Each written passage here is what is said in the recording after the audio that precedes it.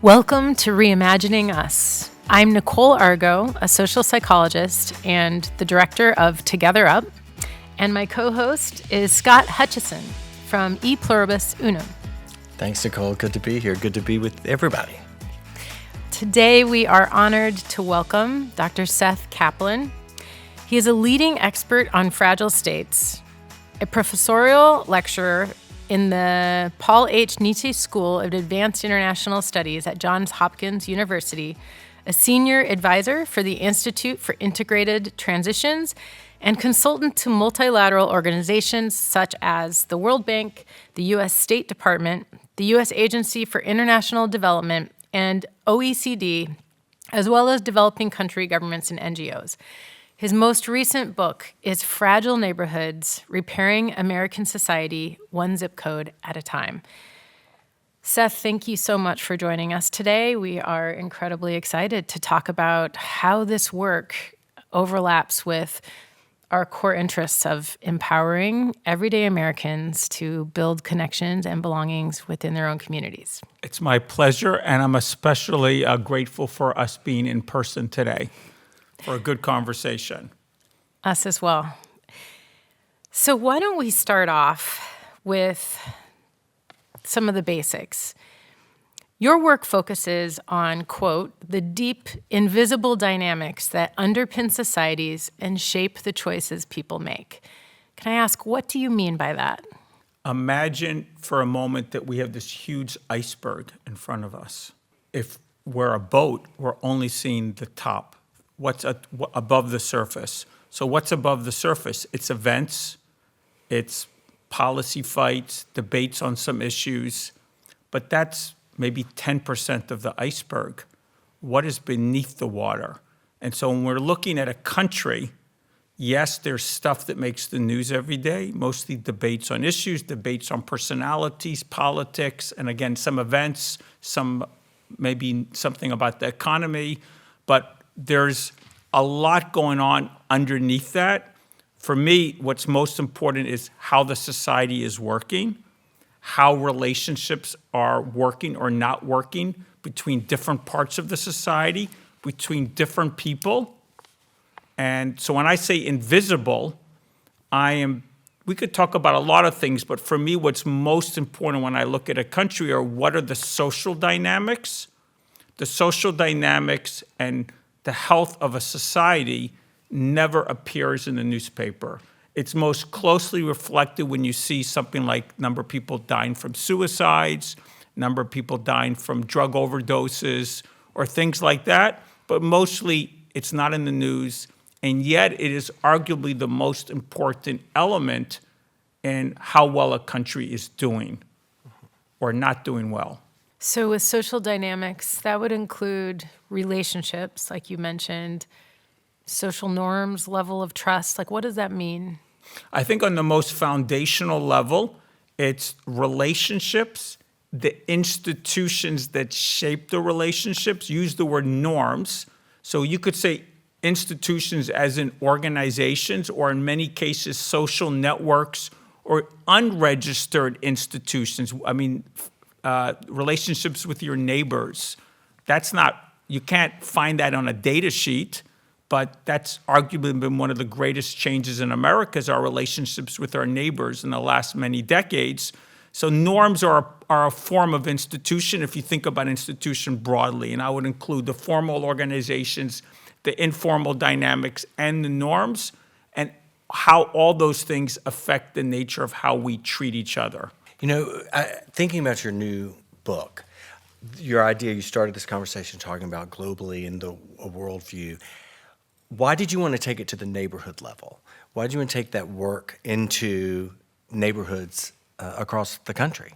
Well, I started this work, or thinking about this.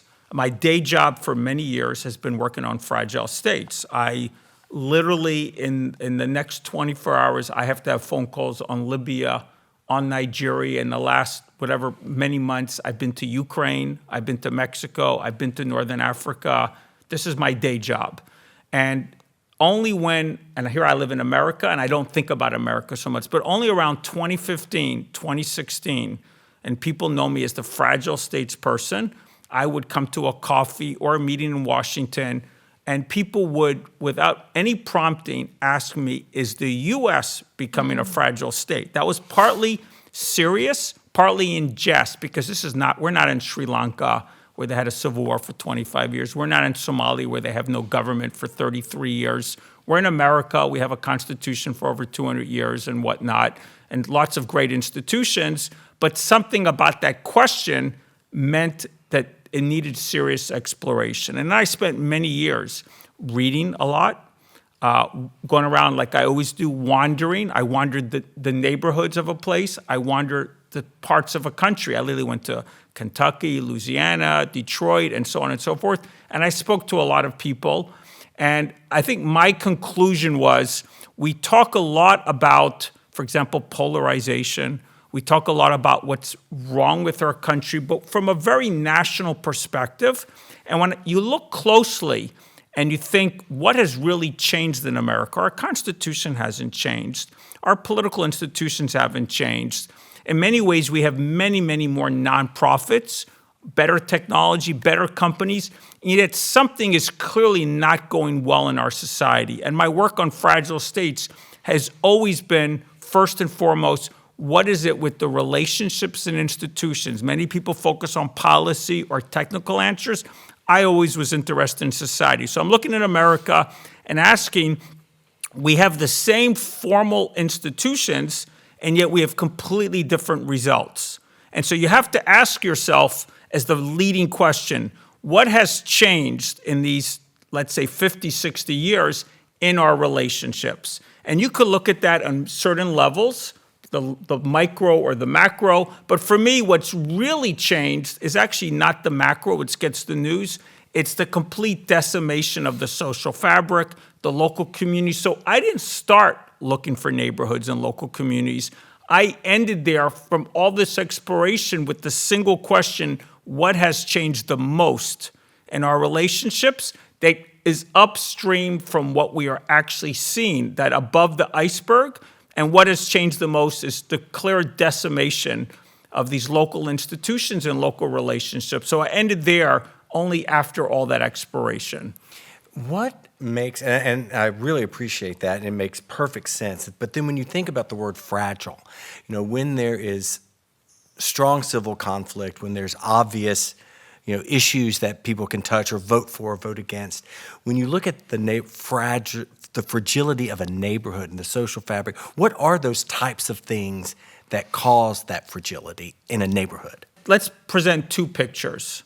I can present a before picture. And I live in a neighborhood that's very thriving community. So if I was looking at before, the way America used to be, it's very much like the way I live right now, actually. I'm very intentional in my personal choices in terms of everything I've done, whether it was at one point embracing religion, at one point it was not being satisfied where I was living, despite the fact that I was religious, and literally going around looking at many, many neighborhoods before I decided where to live. So where I live now, I know hundreds of other people.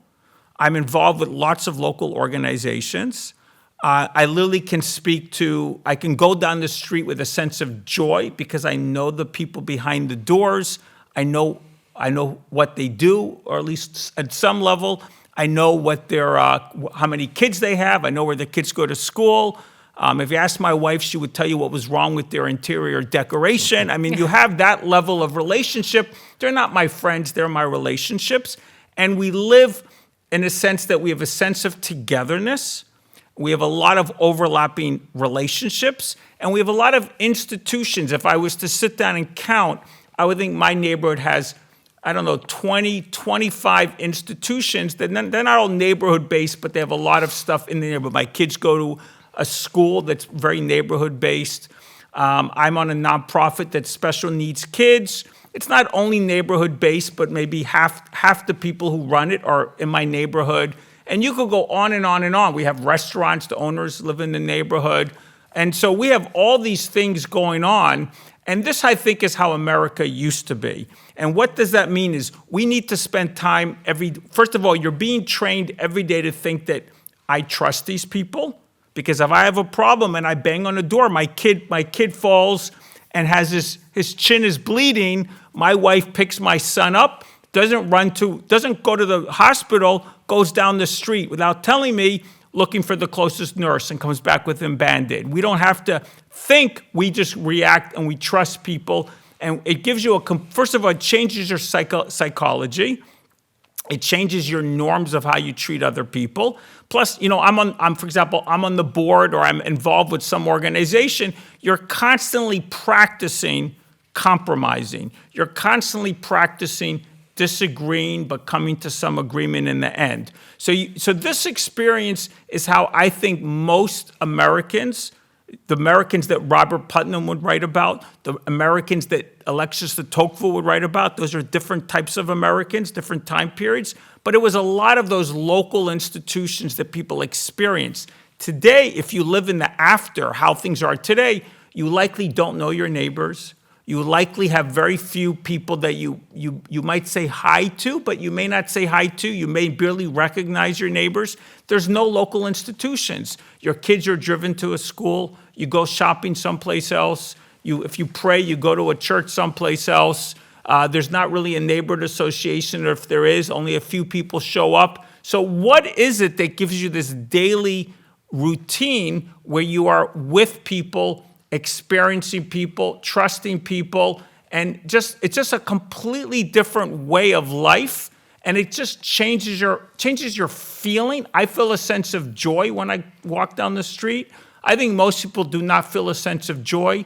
They don't even feel a sense of trusting their neighbors, and it just affects their mindset, but also affects their practice, and that has enormous implications for how we think about others, how we're trained to experience the world. And that, I think, is what we're seeing in our politics, is the downstream impact of that different interpersonal experience in our daily life.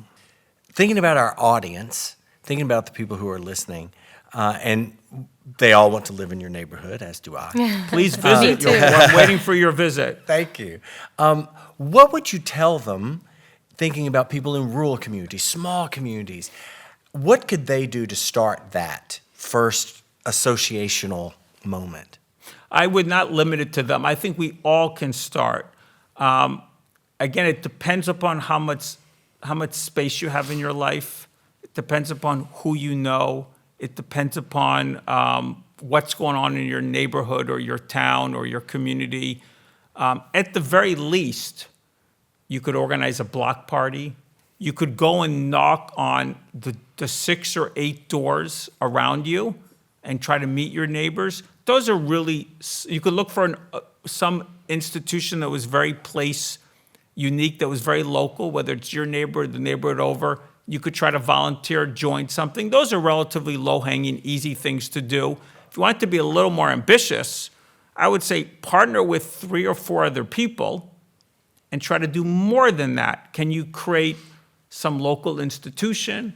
Can you create some more regular activity that people begin to expect to happen and will contribute to having it happen? Can you work with the local school, the local library, the local government to provide greater opportunities for people to gather and meet? All these institutions could be less siloed and more relational oriented, and it might take people pushing them to do so. Again, I know people who created a community hub. Again, it depends upon your ambition. Or people that created, I know a guy from Shreveport, actually, not too far from you, created this incredible organization that's purely focused on restoring the social fabric of 300,000 people. I mean, he's doing it for 25 years. And that's an incredible thing that he's done. I know a guy, Howard, I think it's Lawrence, in Edmonton, who started very local, trying to be a good neighbor and becoming very active. And the city government of Edmonton thinks relationships are so important. They hired him and created an office with 4 people purely focused on creating social connectivity block by block across the city. So, I mean, there's many things people can do. But at the least, you can get out of your door and try to find people in your neighborhood who want to talk to you, and find things you can do that bring people together. Could be a block party, could be a community meal. Ideally, find a partner. But if you have to, just knock on a few doors and see where it takes you. Many journeys, we don't know where they lead, but they always start with the first step. So take the first step. I love that. So what you just answered is, what can we as individuals do? I think that philanthropy, and maybe especially community philanthropies, also have a role in promoting these opportunities. And the first question they would ask you if they were here is, how do we scale this? I have read enough from your writings to know that your answer might surprise people, even though I could interpret everything you just said as a bottom-up argument, start local and change the nation. And indeed, that's our goal. Let's start a movement, right? You say scale sideways. What are you talking about? So let me answer the scale sideways and let me answer the philanthropy question. So, which will be a little more practical. Scale sideways means two things. First, it means we take a relational approach. Too much of what happens is vertical, top down. But even if we do bottom up, it often means a single initiative and not necessarily relationship focused. We have great social entrepreneurs, but they often are very silent in what they do. So scaling sideways, again, is two things. The first thing is we need to have a relational lens, and we need to start initiatives that strengthen relationships as either the goal or a core part of the goal. And that, I think, is essential and actually quite rare. Very hard for me to find things that are explicitly incorporating that lens. The second part of scaling sideways is we need to think about change sideways. Again, if we're going to improve a country or a city or a region or whatever that might be, we're not going to do it in terms of an answer. Even when we say place, a place could be millions of people. We're going to do it local by local by local. I mean, you could think of it as a trans-local way of thinking or a neighborhood by neighborhood way of thinking. That means strengthening the bonds within neighborhoods, strengthening the bonds across neighborhoods, but it's about this neighborhood-centric lens and then thinking that all these neighborhoods, we have to work on them one by one. There's not an answer. There's not a big answer. There's lots of little answers. In terms of philanthropy, I think philanthropy can do many things that would be, and I have a lot of conversations with community foundations. And what I tell them is, there's a few things that you can do. One thing is, let's start creating metrics of neighborhood health across your city or region. We have so little information about what goes on.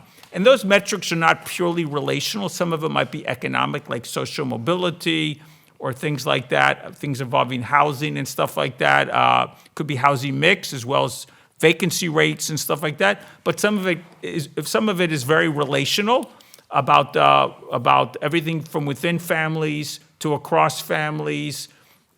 And if someone wants to know more detail about what those metrics are, by all means, find me. I think they also could be, so that's one thing they can do.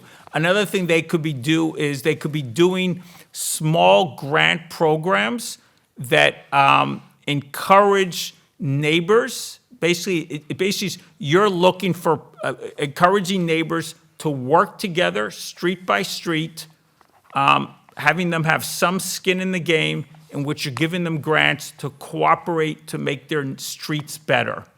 That is not expensive, and you could get hundreds of people street by street doing little things that make their streets better with some money, and that will build enormous social relationships, social capital across a place, and also give people hope that their area is getting better. That would be the second thing I would recommend. A third thing I would recommend is in fact, I would say two things. One, go through your portfolio and think about how much about what you do is building strong social bonds at the neighborhood level, and can you change your selection criteria, your evaluation criteria, in essence, change some of your portfolio to incorporate this neighborhood-centric relationship lens. And I would say the last thing you could do is you could actually be supporting, some cities have them, more cities need to have them, a neighborhood office or neighborhood city level. It could be outside of government, it could be in government, but some initiatives, they create a neighborhood strategy for the city, and that could be reducing inequality, but it also could be social connectivity, it could be multiple elements, but the key issue is action at the neighborhood level in a more strategic fashion across your region. I think you could do all four of those things. Seth, this has been fabulous. Thank you so much for the wisdom, the inspiration, and the time you've shared with us today. Thank you very much. Thank you so much. Seth started this interview saying people are asking him if the U.S. has become a fragile state, which made me think of headlines I'm reading about the possibility of greater political violence in the United States. I mean, we've seen that. What do you think? To what extent is this a reason that local communities may want to invest in connecting across differences? I think that's a great question, Scott. It's a question that has been raised in a lot of circles already. So we reached out to John Paul Lederach, a renowned peace-building scholar and practitioner who has been asked a lot lately about what's happening in the United States. Is the United States heading towards a civil war? Well, it's certainly the two big questions that have been sort of landing in my inbox have been this very question about a civil war, and the second one that often comes with it is, what can I do? Which is coming exactly sort of the direction that you're headed with this podcast, which is what can everyday folks do around this? I have resisted two temptations. The first is driven by, I think, the primary image that we carry of civil war here in the U.S., which is of our own civil war from the 1860s.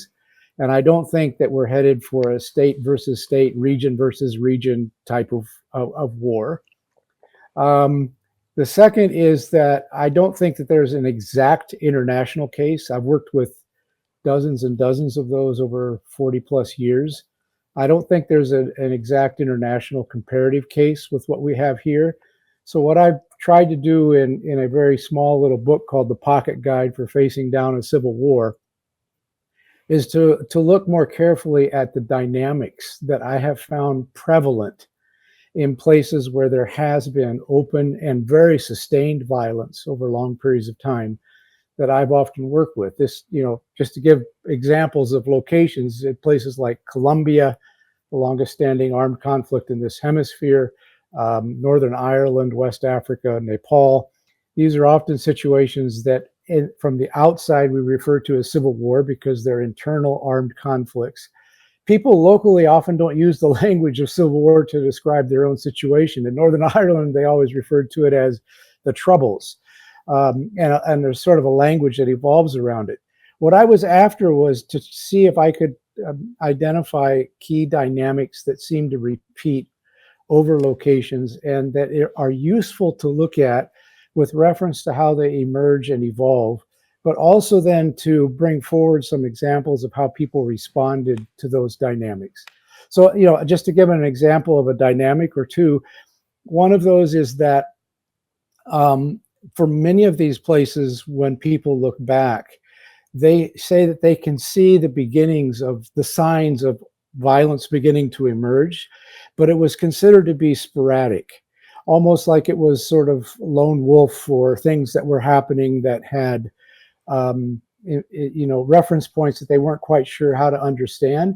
And the language of the national leadership was often, this is an exception. This is not who we are. But then at some point, that dynamic of being sporadic became more sustained. And what I saw pretty consistently was that civil wars did not happen sort of magically from the top down. There are examples of differences, but more often they happened by way of localities. So the reason for using the word pocket guide was not that it's a really short book, which it is, but it's that the image of pockets is that you need to watch what's happening where you live. You need to be more aware of how dynamics are emerging.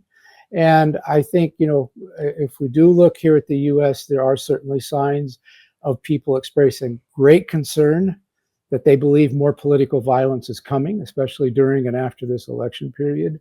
There are people who have been and will likely continue to arm themselves because they have fear. There are some people and groups that are stitching ways of connecting around what they feel is their last resort. Many people are using the language of survival. One of the dynamics I found pretty consistently is that when people begin to frame that their only remaining option is violence, there is a place at which it becomes possible for that violence to begin to emerge, but it often emerges more locally and then is stitched.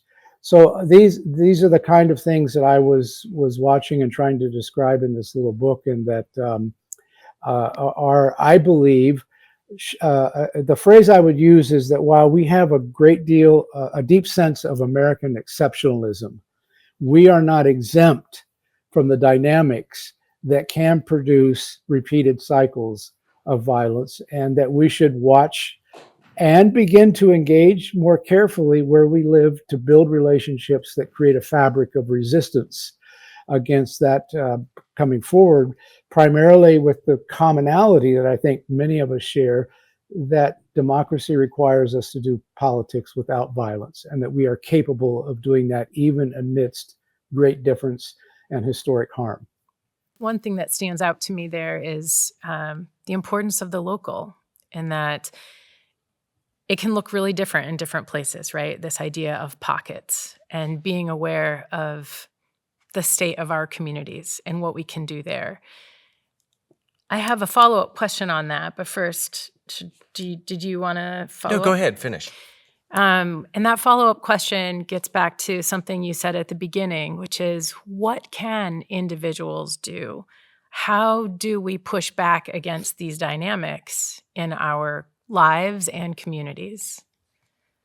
Yeah. Well, so if we put it in the if you will, the shortest form, the clearest possible concrete steps, where I've worked in many locations, I certainly have had experience at the highest level of political negotiation and a peace process where sides to armed conflict are actually coming to a table and directly negotiating ceasefires and the end of armed conflict. But the vast majority of my work has been with local communities who are often most affected by that violence. And what I found quite consistently is that they are communities often that experience this deep harm, but they're also very innovative. They have an enormous capacity. And if there were 3 small steps that I saw consistently happening across these communities, one was that they came to a conclusion that they had to reach out across their divides where they lived, that they had to find ways to, if you will, in our language here, get out of our bubbles, to not pull back. Polarization tends to push us in divisionary ways toward areas of safety, spheres of space, those bubbles of safety, where we only are talking with and engaging with people who agree with us. And we talk a lot about them, some people who are outside of that bubble, but we rarely talk with them. So the first step that I saw was that people took a risk, but only a small step of a risk, reaching out to around their communities and their neighbors and others, where they began to explore together what they knew about what was happening and how they could engage differently. This first step, I think, is really key, because too often we imagine and we experience the pressure of polarization as it moves toward greater toxicity, that is, a greater poisoning of our communities and our body politic. What we experience is that everything has to fit into a binary, us and them. In fact, we could turn that into a verb, us and theming. And in essence, what we end up doing by the pressures of that pulling back is that we often shred the relationships that exist and have pre-existed across our differences for a variety of reasons. And we tend to try to fit plurality. That is, we're a very, very diverse people. We tend to try to fit plurality into the binary of only two sides. But we don't live in a world of only two sides. We live in a world of relationships, of engagement. We shop, we go to hospitals, we care about our schools. There are all kinds of ways that we have crisscrossing connections. And so that first step is that I found over and again, probably in the words of the women of Wajir in this borderland in Kenya and Somalia, they simply said, we sat together to see what we knew. But we sat together with a few people who were different so that we could know different perspectives on what was happening in our community. The second step is that people consistently worked hard at humanizing the face of conflict. That is, of rehumanizing the adversary, which was often an enemy figure that brought about a great deal of fear and paralysis. I mean, one of the specific outcomes of toxic polarization is paralysis. People don't quite know what to say or who to talk to or where to go. And that paralysis often creates forms of deep silence across our conversations that have to be addressed. But that requires us, in reaching out, to begin the process of, if you will, develop some of the habits of humanizing our neighbors. One of the phrases that I heard over and again from Africa to Asia was when local communities described what they were doing in face of this kind of violent conflict, they said, we just tried to engage in good neighborliness. We were just, and it sounds kind of odd to an academic who may want a really sophisticated explanation, but what they were saying is we could reach out to people that were also affected by this. And what we did was we had to reach in a way that listened to understand what they were experiencing, not just listen to their, political or ideological or, in some cases, religious viewpoints. This notion of humanizing, I think, begins with seeing a person first and a position or a background that may be ethnically or religiously identified in a second tier. So this ability to listen to understand is really asking about and having curiosity about the lived experience of other people who also live close to where we are.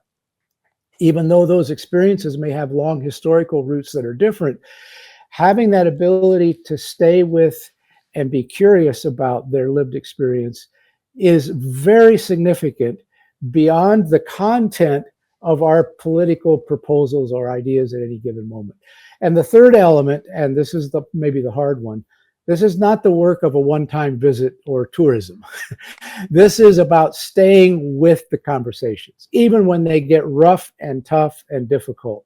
And I think those three, reach beyond your bubble, humanize the conflict, and stay with it, what our colleague Hal Saunders called sustained dialogue, that you've got to commit to relationships even when they get difficult, are really what wove the web of capacities of local communities resisting repeated cycles of violence and actually shifting and transforming those. That's such a great point, John Paul. And I think it really echoes what research has told e pluribus unum and around our work as well, which is that there is willingness, there is an understanding, there is reticence about where to start. But one thing that I've found very interesting when we've done focus groups with folks working on building bridges around community building is that oftentimes, because of those things you just talked about, the fear of being called out, the fear of making a mistake, the things that stop me from making that connection, what we hear often is people like, I just want somebody to tell me what to do. What are 3 steps I can do? And you've mentioned, go visit. We hear things like go to a festival. Experience a culture that's different than yours, eat food that's different than yours. And it sounds so simple, but for a lot of people, that's the nudge that opens up that door and actually creates that curiosity that you spoke to earlier. Do you find that too, where that kind of prescriptive approach at the beginning often really breaks through and allows faster progress or more meaningful actions. Yeah, I think so. One of the things that that I would use to describe that is that there's a certain level of courage and intentionality that's required of us, and that intentionality, I think, is that we recognize that this is a little bit scary. This is taking me to a place that I maybe haven't done. I don't know if you've noticed, but the impact of really toxic polarization is that we start to, I refer to it as we listen with our eyes. By that, I mean, we look first to who's saying something, and then we try to guess who they're associated with in order to determine whether, one, we can engage, and two, whether we agree with where they're at or it's safe to go there. So if you want to shift, part of it is that you become cognizant. You acknowledge that I am actually judging this person before I even know them, right? And we may want to take up Saint Benedict's great proposal, which was that we listen by inclining the ear of the heart. That is, that in the notion of the Benedictine tradition, the ear of the heart was that you touch back and forth your humanity first, and then you come to the places where you can discuss differences that may exist. And I think to the degree that we have that intentionality and a willingness to make even a small step, it pushes us away from arguing about content toward opening ourselves to relationship. And I think it's the relational context where what resides within that relational context is the combination of our emotions, because it is an emotional landscape that much of this happens in. It has to do with the experiences that we've had in our communities and of others. But it is also the place where we have the ability to engage with people as people first, and to then from that place begin to explore where we have these differences. And I think this is what gets torn by pushing us into those really strict bubbles, is that we lose the ability to have the fabric of basic human connection. That's fabulous. We have only time for one more question, and bear with me because I'm going to ask you to call upon your work from more than 20 years ago, because we are hoping to amplify tools, a lot of which you have just stated, of curiosity, of humanizing, of reaching across bubbles. But part of what we want to offer is mindsets as well. And you coined a new term for the field 20 years ago, conflict transformation, which I found a booklet on my shelf when we were preparing for this podcast, and we reviewed it and was hit by how foundational it is in thinking about the conflicts in our lives. So conflict transformation, you intentionally put out into the world instead of using conflict management or conflict resolution. And I'm wondering if you could talk a little bit about what that means and why that might matter for everyday Americans as they think about this work that they're about to do in their own worlds. Yeah, absolutely. Well, in a thumbnail sketch, I was often struck because I grew up in my preparation in much more of a world of conflict resolution. I'm trained as a mediator. I've worked a lot with these situations. And what I found pretty consistently, especially in places where I was working where the conflicts had a long life of repeated cycles of great historic harm and layers on top of that of repeated violence across generations, is that what I found is that the world of resolution often draws us to the metaphor of finding a fix or a solution. And that sort of moves in the direction of, metaphorically speaking, of narrowing things down to some form of an agreement. But much of what I was experiencing was that people were clear that they were caught in things that required change. And when you have things that require change, you have to become more perceptive about the ways that change happens and the way that change works. And that's hence the notion of transformation was how to create a way to center, to not lose sight of the fact that we are involved constantly in responding to deep division and conflict. We are constantly engaged with different facets or aspects of change. And so I tried to in an early, process of this work, tried to think about what sorts of change are happening simultaneously and interdependently. And what I found was, to put it in its simplest terms, was that there is a personal side to that, which I think also involves a spiritual side. That is, conflict impacts our very psyche and our deepest sense of self. And so that we, as we face conflict, find ourselves changing. We may be pulling back or moving toward. We may be fearful. We may be trying to reach out, et cetera. So there is a process that is personal. But deeply, there is a process that is relational. The actual relationships that we have, conflict changes those. Physically, we actually often have the notion of moving apart, that polarization. We move toward zones of safety, if you will.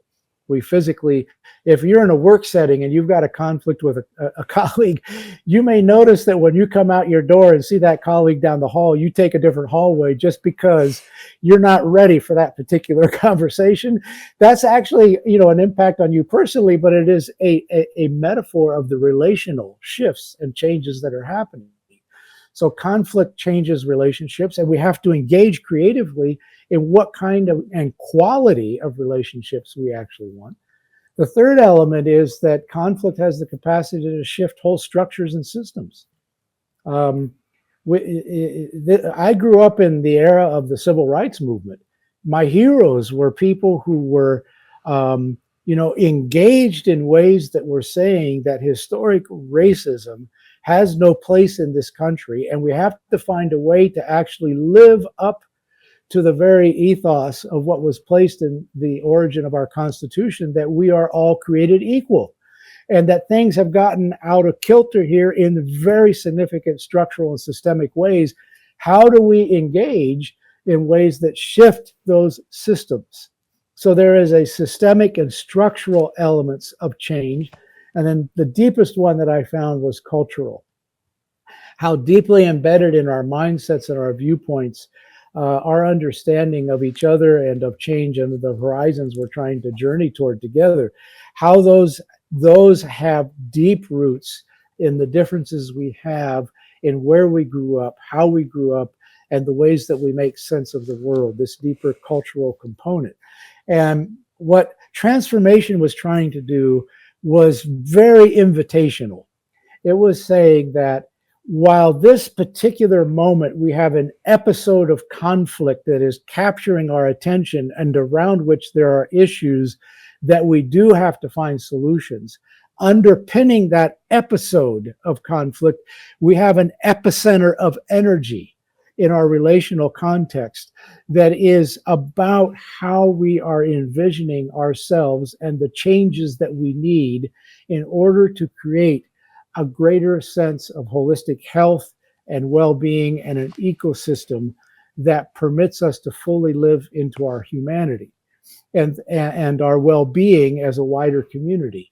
These are the things then that require us to think with a transformational lens, not just the lens of what do we do to fix this particular episode now. We have to have an ability to see and understand the patterns that repeat themselves and to engage in those over time. So the transformational notion, if you want to boil it to its simplest terms, is it's just asking you to think about the changes that you would really like to see and how those are connected to other people, the communities you live in, and to your very own deepest experience, and what that requires of you in order to engage in change that can make a difference, but without falling back to harmful patterns, be those interpersonal or systemic, and to do all of that to the degree possible with a capacity to fully embrace, I think, our lived and mutual humanity. Thank you. Thank you indeed. John Paul, this has been beyond profound, and I think you've left our editors with a lot of excellent sound bites, like life-changing tidbits to work with here. Thank you so much for your time and your talent and the work you're doing in the world. Thank both of you. I appreciate it. Thank you for being part of this journey with us. Until next time, stay connected, stay hopeful, and keep reimagining what's possible. See you next time on Reimagining Us.